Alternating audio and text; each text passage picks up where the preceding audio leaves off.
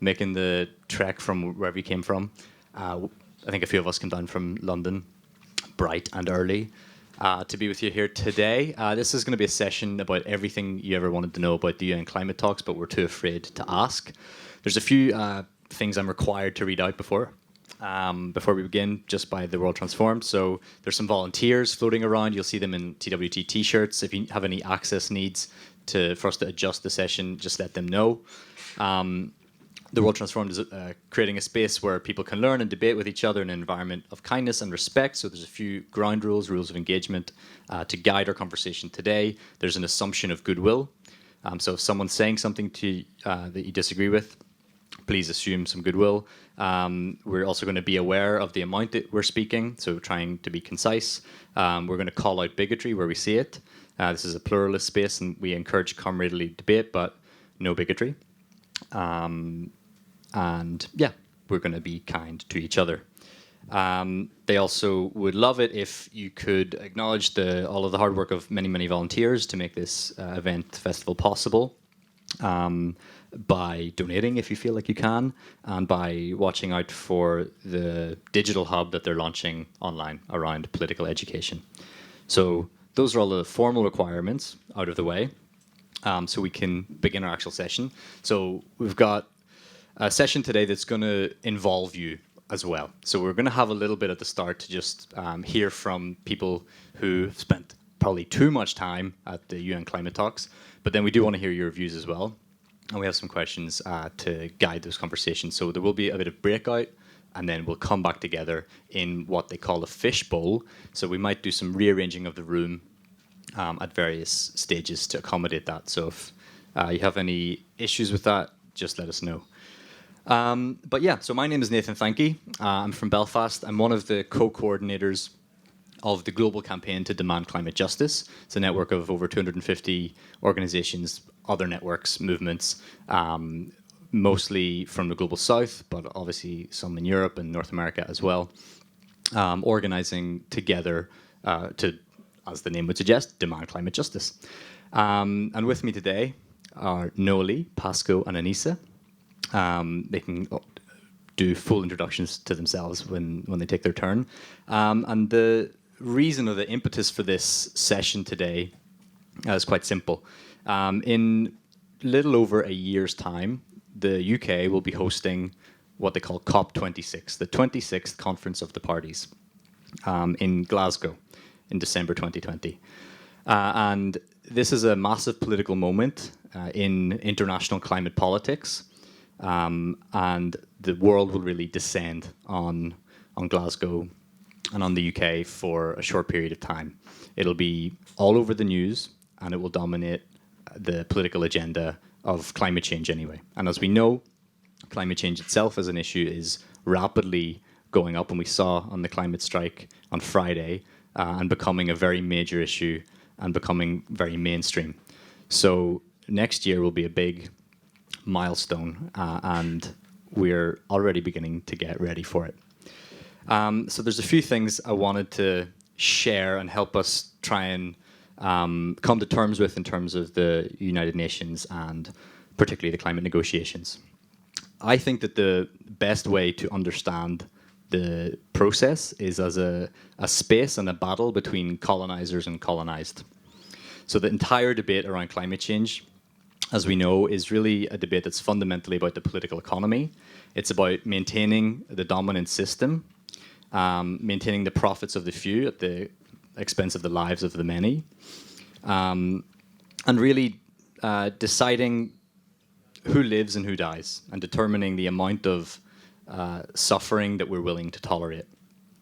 It's very important when dealing with the climate negotiations to remember that the UN really is a reflection of the imbalance of power globally, and it is really a space that reflects that very clearly, and also allows for those power dynamics to be reinforced.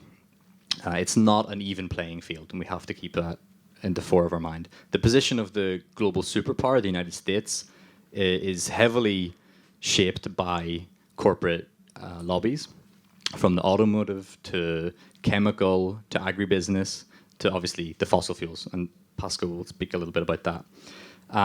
And as a result, the United States in the negotiations has always had a position of sort of intransigence, and it's always wanted to confuse the basic science and delay the progress on climate action.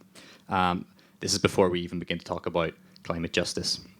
The United States has resisted all attempts to take on its own historic responsibility, to acknowledge its historic responsibility. It's always claimed denied that. And it's always sort of run by the mantra that the American way of life is not up for negotiation. There's a few other rules I think we should keep in mind, and we can talk about this in the breakout session a bit later, that apply to the UN climate negotiations. The first one you might have guessed is that the US doesn't play fair. It will use any and all means to get its way, from spying, as you might have read about in the Copenhagen talks in 2009, to diplomatic bullying, to cutting its overseas aid, to propaganda, all sorts of things. And as a result, its red lines, along with the EU's red lines, are never crossed. And increasingly, China is also insistent on its red lines. The negotiations are obviously not about climate change. They're about everything else. Nothing in the negotiations is agreed until everything is agreed. And this is often a frustrating and confusing experience. There's no such thing as a neutral facilitator. So the UK will be hosting the COP, and it will be presiding over the matter and supposed to be neutral, but it never is. And there's a tendency in the process to prefer bad outcomes to no outcomes. So rather than collapse talks, rather than delay another year and miss a big moment like in Paris, they never want to have a repeat of what happened in Copenhagen, where the talks didn't produce an outcome that everyone said there was going to be produced, and there was a blame game that played out afterwards. And another really important thing to remember is that the civil society space very much reflects geopolitics. Many civil society in the global north, in our countries of Europe, North America, Australia, are essentially parroting the demands and the positions of their own governments. And then there's only a small subset of those that go against the grain. And this, I think, is a very helpful thing to understand why we are in the situation that we're in. A very, very short history of it because I think we might need to understand how we got here. In the late 80s, obviously scientists came together. There was a lot of consensus around the issue of climate change, and we wanted to address it. So the IPCC, the Intergovernmental Panel on Climate Change, formed. And there was a lot of cooperation. Climate change was on the agenda. As a result, in 1994, the Framework Convention on Climate Change, which is the COP is the sort of the governing body of, it came into force, and we've been negotiating ever since then in 1994. But that was a very particular moment in history in which there was a slightly different balance of power in world politics, where we'd just seen the sort of collapse of communism and the end of history was nigh. So there was more, I think, willingness from capitalist classes and Western governments to allow for things to be talked about. So okay, climate change, and we have a historic responsibility, we'll put that in the convention and we'll all sign it. And basically since then, there's been a process of what we call the Great Escape, to get out of those responsibilities that they sort of accidentally signed up to in 1994. We've seen since the Kyoto Protocol in 1997, which is it's a very logical way of approaching the climate crisis. From an international point of view, it says, look, we have this much left. We need to set targets. We need to set timetables. We need to do this in some sort of fair way. Like Japan, what's your contribution over this period? And then of the next period, it's meant to be ramping up. But since then, and since the United States pulled out of the Kyoto Protocol and it negotiated it but never ratified it, we've seen the shift to a different approach, which is to say, let's everyone just do what we feel like, and hopefully that's enough. And the result, of course, is that we're on track for 4 degrees of warming and basically the end of civilization. So we've seen the culmination of that shift in 2015 in Paris, where we have the Paris Pledges, and where we have a completely deregulated system that doesn't compel countries to do anything.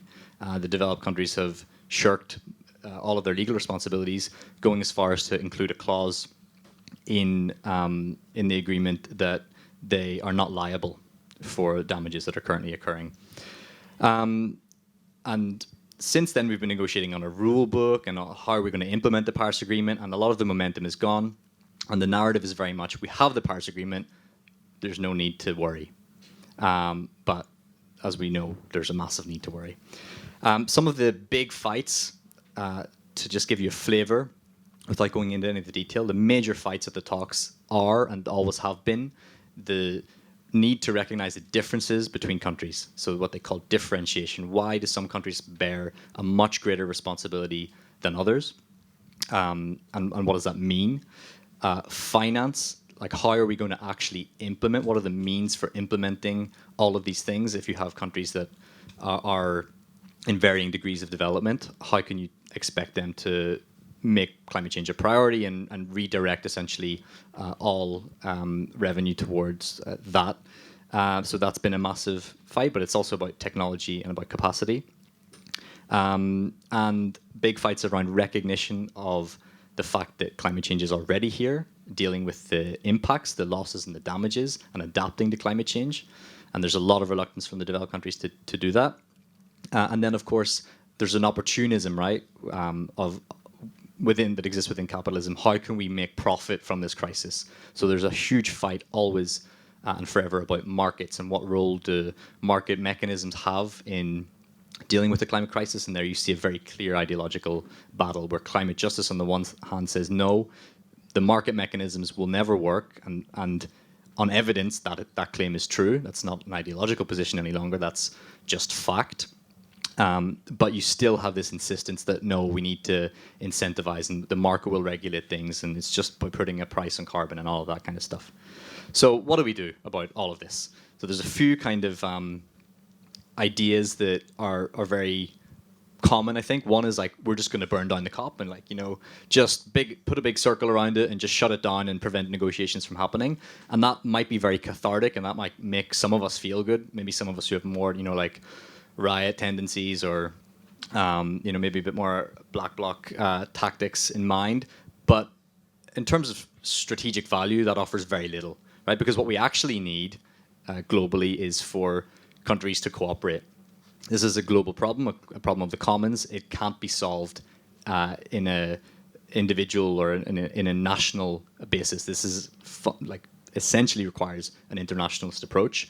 And what we need to do is shift the balance of power in the talks, not shut them down. It's slightly different from the World Trade Organization, where we didn't actually want to establish that institution. We do want the international climate law. We want it to work. We want it to be ambitious and just. So we need the process to work. We're going to talk, obviously, about why it hasn't worked so far in more detail. But another approach is, we'll just play the elite advocacy game. We'll just, do our little lobbying and we'll put our commas here and there. And this is the sort of the logic of many of the NGOs. But they're operating at a massive distance from people, really, and particularly from people in the south, from peasants, from people on the front lines, from environmental defenders. They're operating on we have a lot more time and we're willing to tolerate a lot more climate change. So they talk about the 2 degrees of warming and be like, oh, yes, this is very good. This is what's acceptable. But obviously we know that even a decimal point of warming in the current system that we have, with all of its inequities and injustices, means the death of many people. It means the loss of life and livelihood, and that will be predominantly felt along the ways in which all the injustices are felt, along race lines, class lines, gendered, etc. So the only other response, which is, I think, probably where we're all coming from, is about building movements, building the power in our own movements, and advancing our own solutions.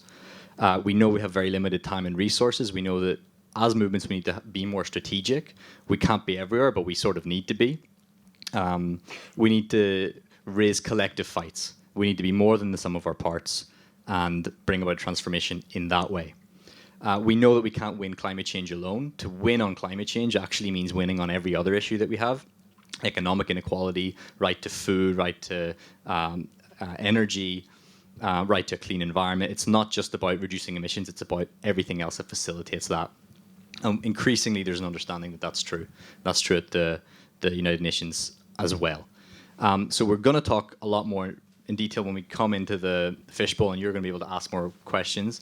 But I'm going to shut up now and turn it over to the other panelists who are also going to share also some slightly different perspectives and a bit less of the history, but a bit more about why they go to the talks and what it's like to be there, so that we can start to collectively understand what's coming in like 14 months. So Noelie, do you want to take it off? Thank you. Thank you. Hi, everyone. My name is Noelie. I work for the Gastavist Collective. What we do is we support grassroots groups that find new gas infrastructure, mainly in Europe. So, for example, if a new gas pipeline is being built, if there's a new gas terminal, we go and work with the local community to try and campaign and stop it. And we also work with local activists who campaign against the fossil fuel industry or the public and private banks that push these projects in the first place. So my work is very focused on a grassroots, on a local level, and you might wonder, why do I bother going to the COPs? And for context, I've been going for, it's going to be the 4th year in Chile this year. And there's 3 main reasons why I go there. The first one is that what Nathan explained.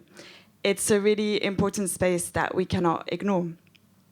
Whether we like it or not, it's a space where key actors come together and crucial decisions are made. These decisions set the tone globally, and they lead to really good or really bad tools that are applied in people's daily lives. So how climate change is taught in schools or to carbon offsetting projects.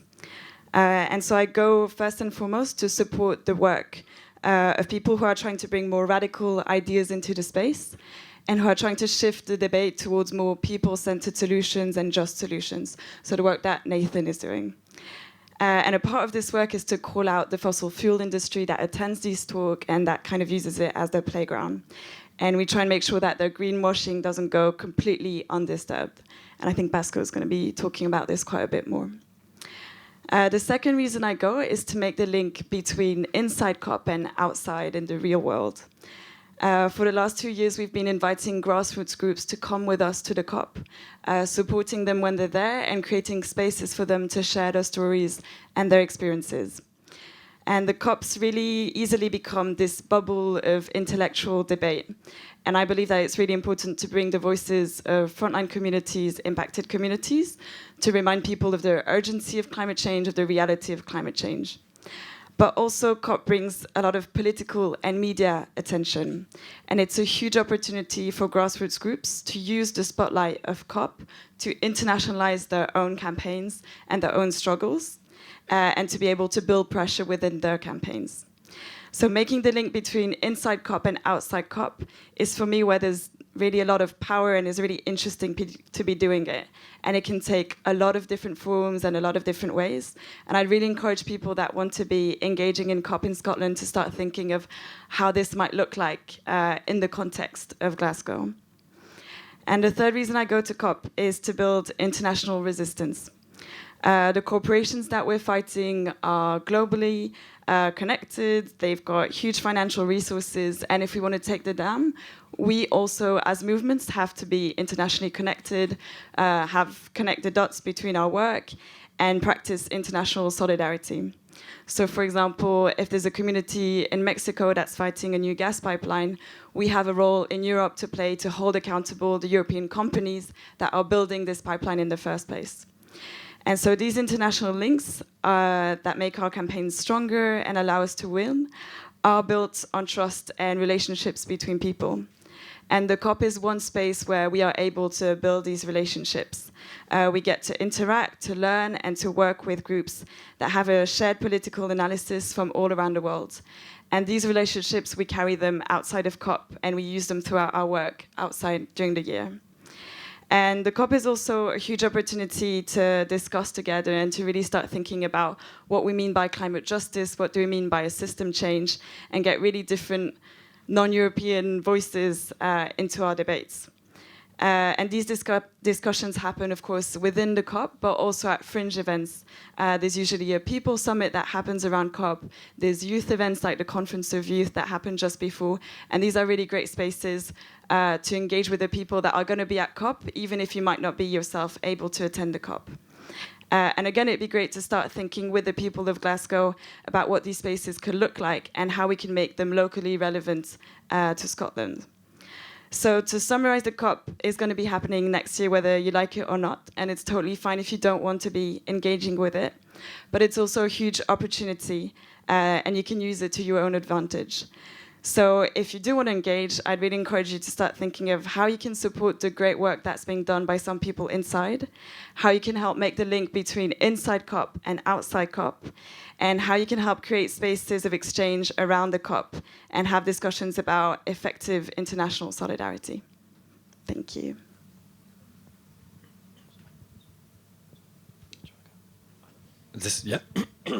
So thank you. My name is Pascoe Sabido. I've been to quite a few COPs so far. We'll be heading to Chile, which is the one happening in December. I used to do it from a more policy perspective, the inside, some of the fights Nathan was talking about. But since 2013, I've worked for an organisation called Corporate Europe Observatory, and we try and expose the influence of corporations over policy making. I particularly work on climate. There's a lot of work to do at the COP around this. It keeps me definitely very busy. So in terms of sort of corporate influence, which I think is a key thing if we can understand the process, one of the key examples always put forward is sponsorship.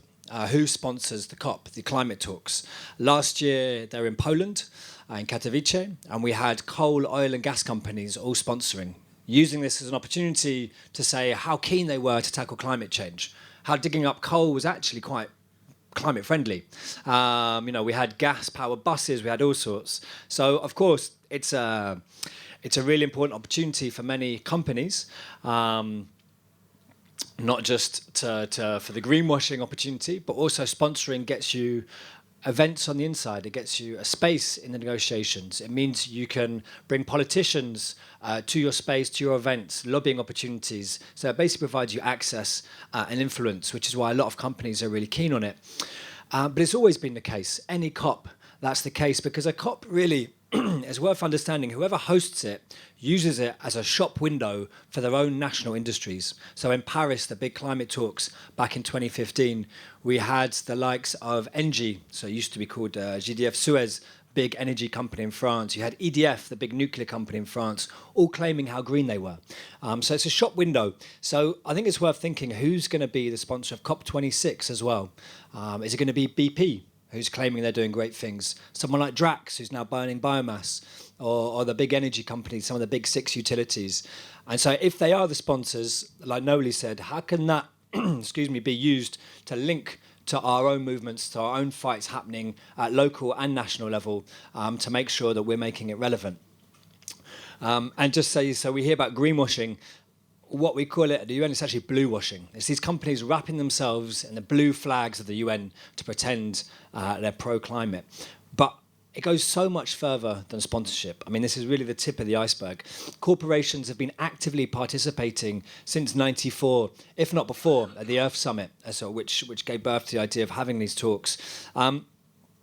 Through their own sort of participation in the talks, but also their lobby groups, like the International Chamber of Commerce, the American Chamber of Commerce, annoying names like the World Business Council for Sustainable Development, which sounds great, but is actually just full of oil and gas companies and others. And they're there with their lobby groups as observers, taking part in meetings. Sometimes they're on delegations, country delegations. They're hosting events and basically using it as a great way to try and influence the talks. But I think it's worth saying a lot of this happens at national level as well. If we're going to talk about corporate influence, that influence really comes from when our governments are working out their position, when the UK is working out what does it want to use COP26 for. The lobbying's happening now. So the UN, as Nathan said, is a bit of a symptom of this. But they use this to push false solutions. So we're seeing the pushing of, for example, carbon markets rather than real reductions in emissions, which means you can buy offsets. We're looking at techno fixes, such as stuff called carbon capture and storage. Rather than stopping burning fossil fuels, they're pretending they can take the emissions and bury them underground. It doesn't work. Keep using fossil fuels. I mean, this is the amazing thing. So they're stopping real solutions, and this is really important to realise why they're there. And we're seeing an increasing presence of these corporations, from fossil fuel companies to agro-industry, like we heard, to chemicals or automobiles. Aviation industry is now a big one as well.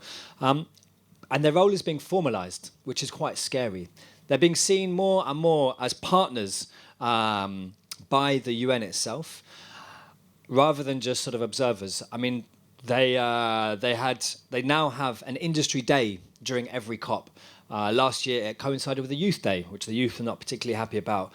The UNFCCC has its own sponsors the whole year round, including big energy companies like Spanish utility Iberdrola or fossil fuel financier BNP Paribas.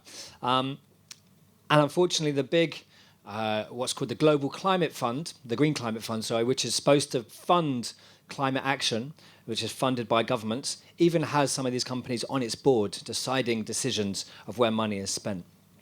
But this fits into a bigger UN narrative that we're all in this together. You know, we're all part of the discussion. We all need to be around the table. Even those who are trying to burn down the table, bring them to the table. So this, for me, is incredibly damaging because it is the same companies who have profited from causing climate change who we're now turning to solve it for us, who have no interest whatsoever in actually changing the fundamental way our economy is run, which is going to lose them profits. But I think it's really key, if we're looking at why the UN is pushing business as usual with BP and Shell and others, where does this come from? And again, this comes from the national level. You know, the UN is a symptom of national level dynamics. It's our national governments who are refusing to exclude these players from the talks, who are refusing to say, actually, we need to be moving away from fossil fuels. If anyone was at the climate rally strike on Friday, some really inspiring speeches saying that we should be cutting the fossil fuel industry out of our politics. We should no longer be listening to them. But unfortunately, at national level, that's not happening. So the UN will always be a reflection of this power dynamic and comes from the most powerful, from the US, from the EU, from Japan. So for me, I guess it's interesting and worthwhile to say, so therefore the UNFCCC, the space of the COP, is not the problem. The problem is who's inside it. Who are the actors? What's happening at national level? Why are they polluting this space, which is one of the only spaces where these policies are going to advance in this space, whether we like it or not. And unfortunately, we need to be holding some of those actors to account. So I was just going to say, I've got 30 seconds left. We tried, allies from the North and South tried to launch a campaign to kick the fossil fuel industry out of the climate talks. This based on the World Health Organization's tobacco treaty, where they kicked the tobacco industry and the tobacco lobby out of the talks because they realized they couldn't reach the ambition they needed with the tobacco lobby involved. Everyone knows how bad the tobacco lobby is. So they created a firewall to protect public policymakers, public health policymakers from the tobacco lobby. And we've been trying to push something similar at the UN level. But of course, whilst it's got support of of governments representing almost 70% of the world's population, the majority, actually all from the global south, the US and the EU have blocked it. Quelle surprise. So what we're doing now, we're going to launch next month, in fact, a EU-level campaign, because actually it is the national level where we need to be. If we want the UN and the climate talks to be functioning, we have to go to that national level. So we're launching a campaign next month, a sort of EU-wide campaign, Brussels, but also national capitals, to kick out the fossil fuel industry from our politics. And maybe just to finish, this is not going to be a silver bullet. There are no silver bullets. If we want to change that dynamic, it's a fundamental shift in the way we organise our economy, who has power in our economy, and who therefore has power over these talks. But this is about part of it. This is about how can we use COP as an opportunity to not just stop some of the most destructive actors ensuring we head towards 3 to 7 degrees of global warming as they are now, but making sure we actually try and use a fundamental shift in people's consciousness of who should be taking part in these debates, who should be having a say over our economy and over our society, where is the democracy in our economy, in our political system. And that is what I think we really need to try and do. And I think the COP is an opportunity and one of those that we need to use. But yeah, I've gone over time, so I'm going to stop there. Can we turn the air conditioning down? It's quite chilly. Yeah. Cool. Hi, everyone. My name is Aneesa Khan, and I am the Executive Director at Sustain Us. We're a youth-led climate justice organization in the United States, and we know in our blood and bones that our lives are being put at risk by the systemic injustice of climate change. And Sustain Us is a community of young people, mostly from communities of color, indigenous communities between the ages of 18 and 29. And we come from really diverse geographies and identities from across the US, from indigenous youth of the Navajo Nation to young people living on the front lines of American coal country to those who live in California, where the fires are burning down every year. And we train one another in mobilization, media, and solidarity organizing skills so that we can work together for the long haul for climate justice. And we've been doing this for 20 years. 2 weeks ago, somebody said to me, oh yeah, like youth working on climate right now, that's really hot. And I was like, actually, it's been hot for a while. Like we've been doing this. And so it's really, I think it's been an amazing experience. And so I was born in India and raised in Oman in the Middle East. And growing up in Oman was a pretty wild experience. We lived at the heart of the fossil fuel industry. About 80% of the country's economy is based on petroleum development. And it was never something that we talked about. Oil was about 10 times cheaper than drinking water, which to me, as a semi-adult now, is still very confusing. And it was so hot every day, about 45 degrees throughout the year, every day. And as temperatures were increasing and life was getting so difficult, there were times during the day as a child where I wasn't allowed to go play outside because it was so hot you could die. And we never talked about this relationship between the fossil fuel industry and the impact that it was having on the place that we were living in. And so when I was 17, I traveled about 8,000 miles from India to the US for university, where I actually met Nathan. And the only expectation I had was, my tropical self will freeze for 4 years and then leave. And what I didn't expect was how radically my understanding of climate change would grow and evolve during my time there. And a lot of this is because I began to attend UN climate conferences at about the age of 18. The first one I went to was in Lima in Peru in 2014, and then I went to Paris and a couple more. And this is a time where I really learned about climate justice and the fact that the fossil fuel industry in rich countries like the UK, like the United States, are the biggest historical emitters of greenhouse gases. But the people who are feeling the effects of climate change the hardest are so innocent in its causation. It's women, it's people of color, indigenous people, low-income families, those of us in the global south. And climate change is just so innately unjust. So a little under 4 years ago, I was at the Paris conference, the COP in Paris, and it was for a class, but also to organize with other young people. And it was supposed to be the climate deal to save us all, right? Then on the 12th of December, it came out, and people said so many things about it. They were like, this is a major leap for mankind, a monumental success for people and the planet, and my personal favorite, which was the most beautiful and peaceful revolution.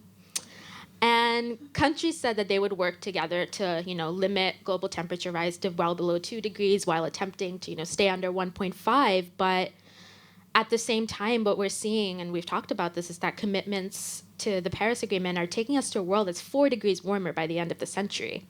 And having a civilized world at that point seems so unreasonable. A temperature increase of 1.5 degrees is a tipping point for so many, where millions of lives will be lost, entire islands will disappear. And I remember sitting in that room very late at night, just blurry-eyed, waiting for this agreement to come out and just watching governments negotiate on nitty-gritties in the text, while the climate crisis is hitting so hard outside that room. And as I was watching my future and the rest of the world be negotiated in front of me, a pretty devastating hurricane and freak floods hit the city where my parents live in India, in Chennai. And 300 people died. I didn't hear from my family in 2 days. Maybe some of you can relate. I'm an only child with 2 Indian parents. They text me every day. And I did not hear from them. And it was so scary, so nerve-wracking. I don't remember feeling a feeling like that afterwards. And in that moment, it felt so clear to me that I can't wait for the kind of political will to be created, in these spaces. And right now, in the same city, in Chennai, we're moving into our 6th month of living without water. That's 7 million people with no water. Trucks bring them in and we have to pay. If you cannot afford to pay for water, you do not get water. Violence has broken out in the city, and it's extremely scary. The drought is a lot of what led to violence and unrest in Syria. Like, climate change really is at the root of a lot of unrest. And by 2030, about 40% of all of India won't have access to water. That's 40% of 1 billion people. I cannot do the math, but just think about it, right? If we're talking about climate change as a future problem, we're already making a mistake and not doing it right. And it's what Nathan talked about earlier, that no one wants to hear that truth, that this great escape of developed countries, of the fossil fuel industry, it's coming at the expense of these real lives and bodies of people that we know. And, after Paris, I was heartbroken, I was depressed, I was burnt out. I was asking myself, how am I asking for system change in this system that won't budge?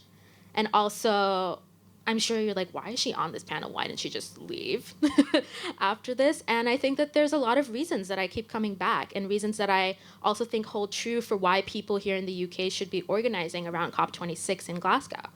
And it's because the climate crisis doesn't have borders. And it's so important for us to be working together in an international movement through the lens of equity and justice. Myself and other young people, we've found our inspiration, our comrades, our community in this space.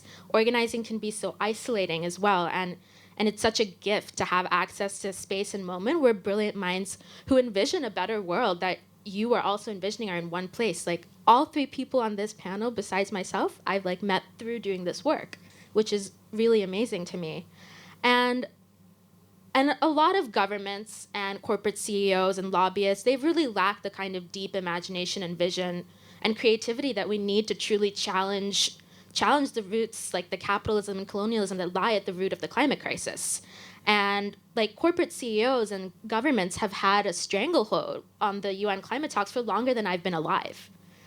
And the status quo economy is really leaving millions behind. We're padding the pockets of the corporate billionaires. We're exposing working class families and communities of color and others to stagnant wages and toxic pollution and dead-end jobs. And so where does that really leave us in this moment, right? We shouldn't be waiting for another superstorm, the loss of any more Black, Brown, and Indigenous lives to work on this. It will take the convergence of so many diverse constituencies. It will take our work on Indigenous rights, on gender rights, for tribal sovereignty, for labor, all of this to come together to make this work.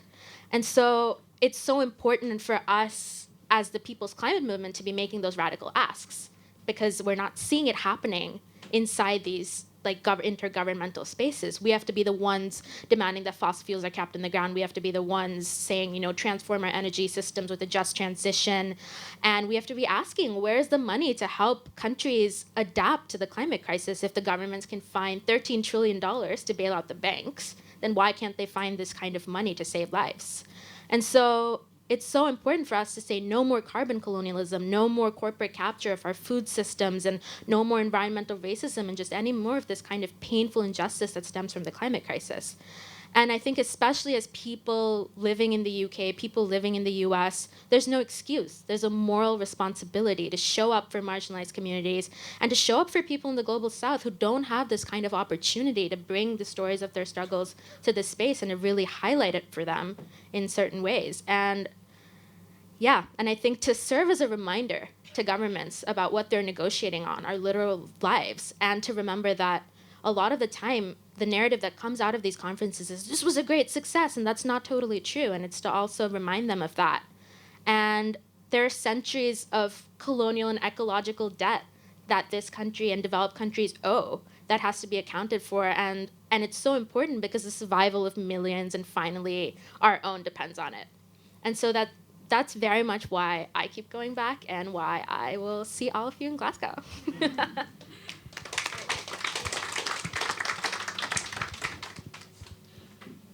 Thanks to all of you for sharing these perspectives. We're going to now move into a bit more of an interactive format. So there's a few questions that are on that flip chart that'll be really hard to see if you're not literally sitting right next to it. So I'll read them out to you as well, and you can maybe take a bit of a note. But what we're going to do is break up into smaller groups of around 5 or 6, give or take, whatever is convenient. And we're going to take about 15 minutes for you in those groups to sort of shake off the cobwebs and begin to process some of the things that we've just talked about. And see where you're coming from and what you think about those things. So maybe I'd encourage you to, in those smaller groups of 5 or 6, think about if you have any clarifying questions. But I think there might be some of those because we've tried not to use a lot of acronyms and jargon, but probably some of it has slipped in. But you might have some clarifying questions about what it's like.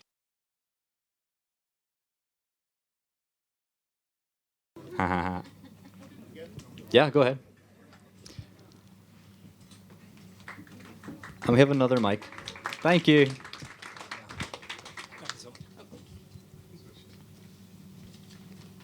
And do we have a second person? And then the rest of you can be on stack, so ready to go after. Cool. Do you want to introduce yourselves as well? Hi, I'm Eleanor, and I was with the group just in the back right. And hi, I'm Sebastian. I'm in this group. Cool. So what do you want to say? So the first thing we were talking about the role of people in the UK, we have people from the UK and Denmark in our group, and I think we basically felt there's still massive sort of complacency in the UK and the global north, and this sort of feeling that it's not going to happen here. And obviously, of course, we are going to be the last people to be affected, and we're not going to be affected as badly as most places in the world. And we also had a sense that, in both of our countries, climate change has risen up the agenda massively in the last year, due, in large part to the school strikes and to Extinction Rebellion, and it is now at the sort of coming to the top of the agenda, but still very much with a sort of Western focus and this existential urgency coming from the children of the global north, as Naomi Klein talks about it, which is the same kind of existential urgency that global south have been bringing to the UN for decades. And so we think you need to harness the sort of moment that it's having now in the global north, but also really push the sort of climate justice lens and international solidarity lens, which is something that you currently only really hear about when you come to sort of leftist events. You don't even really hear that much about it at some of the big climate rallies, although, it's starting to be more present. So we thought that was a massive role for people in the UK. Sebastian? Yeah. So we didn't actually have the chance to get through all the questions, but some of the things that we spoke about was kind of the trade-off that we make between kind of focusing on individual action and sort of maybe a push for now working towards systemic change, given the limitations of individual action and the kind of root causes of environmental degradation. And kind of agreeing that actually sort of maybe the best approach is to have a combination of the two, where we are living sort of sustainably, but we don't put too much focus on plastic straws. Something that we spoke about as well was perhaps the possibility of not simply doing something massive during the event of COP26 itself, in terms of the actions or whatever could happen during that time, but working to create a situation so that whoever is in government then, hopefully it's a Labour government, are in a situation where they already have a really bold and radical climate agenda when it comes to the policies that they've agreed to. There's a lot of talk about the Green New Deal at the World Transformed and the Labour Party conference this weekend, which I'm really hopeful about. So maybe that would be one of the best things we can do. And perhaps following on from that, a question could be, what if say we were to have a Labour Party in power for COP26, and they had adopted a really bold sort of policy platform when it comes to the radical decarbonisation of our economy, of society in general, are they actually in what sort of position are they in to sort of exert pressure on the international community during that event? Cool, great questions. Go ahead, yeah. Yeah, I think one thing we wondered was, what is the relationship of the Green New Deal? How does that enter into UN talks that have been dominated so far by market mechanisms? The Green New Deal is like hailed as this challenger to those kind of neoliberal policies. But what we wondered was, we weren't sure how that will fit into COP and if that's something that you can bring to the UN table. Really, really good questions. So we can try and have a bit of a discussion. I'll try and move my chair back about some of those. So maybe to answer in reverse order. Like there are 193, 94 other countries involved as well. So it's not necessarily that even though there's no neutral facilitator and host, it doesn't automatically equal the ability to sort of just craft the agenda. The agendas for these meetings are like long-standing. They're sort of like permanent agendas that are set well in advance and recur along very technical lines. And that's also been a challenge for the climate justice movements throughout the decades, because we've tried to bring in people's issues. Can you believe, like in the UN climate talks, we basically never talked about energy until a few years ago, and when we really pushed it. And even then, it was in a very like, let's just share some good experiences about like what renewable initiatives are being done around the world, and it was in like a non-formal it wasn't a negotiation, it was like info sharing, right? And so that's almost unbelievable for people that don't go to these things. That you would expect any reasonable person would think that a climate negotiation would primarily be about transforming energy systems and agriculture systems and transport systems, but it's not. And so bringing real issues has always been a challenge. There are ways to do that. They don't necessarily land in the agenda of the talks, but what they do is shape the narrative. And I think with the UK playing host, if there were to be, like a Jeremy Corbyn-led Labour government at that time, it would have a massive opportunity to really set the tone, to challenge and lay down the gauntlet to other developed countries to say, we acknowledge our responsibility to pay reparations, to re-alter the global economy to be just, to not continuously throw under the bus of climate action the entire developing world. And that would be massively helpful, obviously. Because, yeah, there's this very real risk now, and we've always said that we were not going to see sufficient kind of climate action on climate until the citizens, until the people in the global north got active. But obviously the risk involved in that is that we've seen there's a sort of like creeping sense of, oh, this is now affecting us. It's like every person for themselves. And it's this increase in nationalist thinking. And so, especially around the Green New Deal, there has to be a very strong internationalist component to it that is based on principles of solidarity, that we can't just say, oh, we're gonna have a Green New Deal for us based on the continued or even increased extraction of raw materials and like basically sacrificing people's lives across the south to facilitate that we can have electric vehicles for everybody. So I think in terms of tone that would be really helpful, but I'm sure others have many more thoughts. Just to go back to what you started with climate change becoming such a hot topic and everyone kind of wanting to be involved. And I think that's one of the big dangers that we have to face, is seeing these extreme right-wing movements in Europe taking on climate change and coming up with their own solutions, which are mainly about closing borders and reconnecting with the land in a very eco-fascist way. And how we really need, when we talk about climate change, to talk about what kind of solutions we want, to be vocal about them, to talk about the justice, about the international solidarity. And the more we let this go, the more space these other groups are taking. And this is not a win. If we've got extreme right-wing groups that are, having great climate policy, that's not a win. And we have to be really clear about what is winning, how do we define winning, and have this throughout our conversations.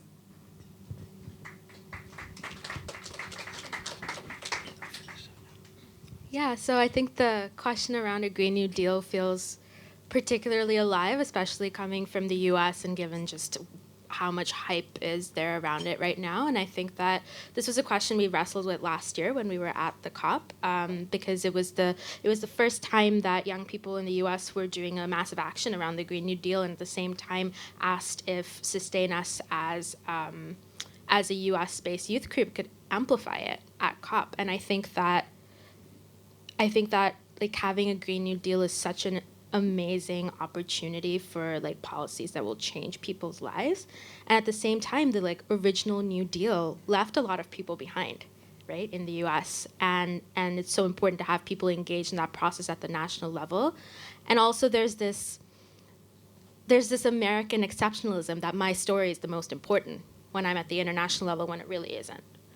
And so I think that it's really important for countries like the US and the UK, if they are bringing in the conversation around a Green New Deal, to really be talking about reparations, to be talking about the Global South, and to not just be talking about your own country is so important, because then it just takes away from this moment where really Global South activists and people who are organizing are like looking forward to talk about their stories, and it gets taken away because of that. And so I think that felt really important to us last time, was why we didn't do a Green New Deal action.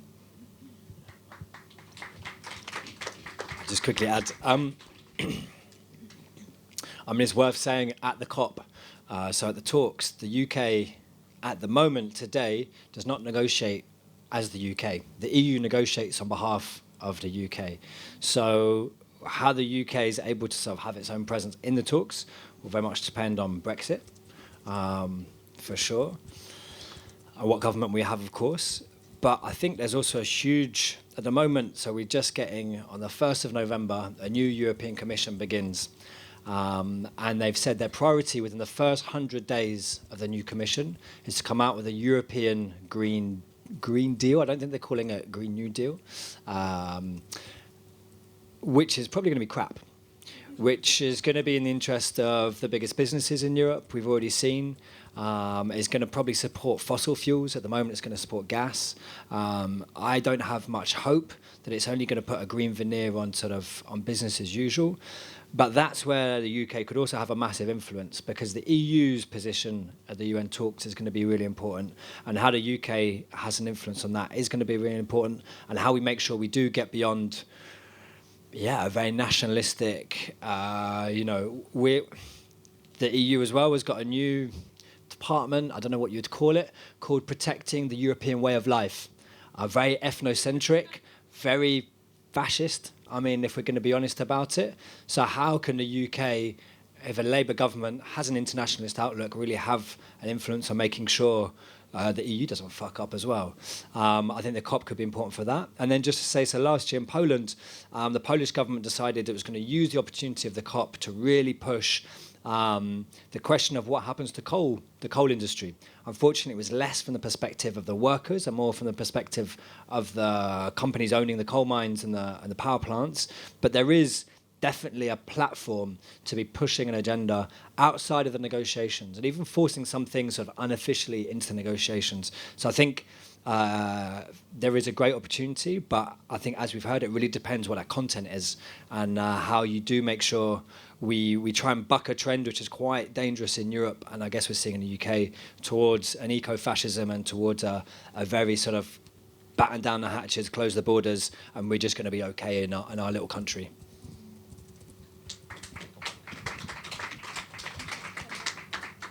Yeah, so maybe we can have new input, but if you want to offer like very, very brief kind of reactions to that, if you feel like it, go ahead, both of you.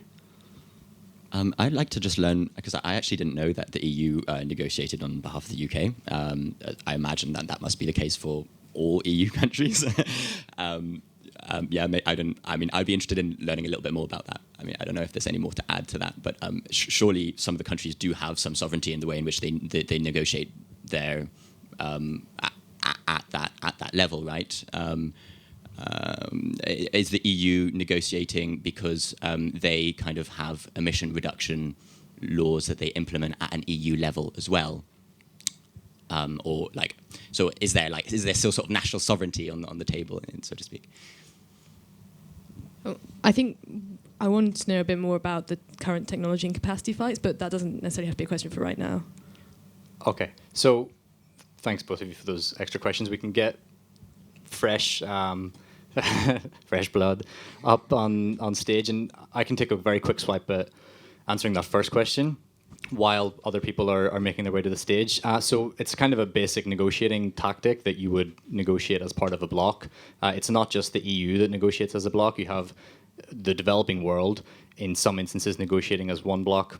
It's called the Group of 77 plus China, but it's like 134 countries, so it's very confusing.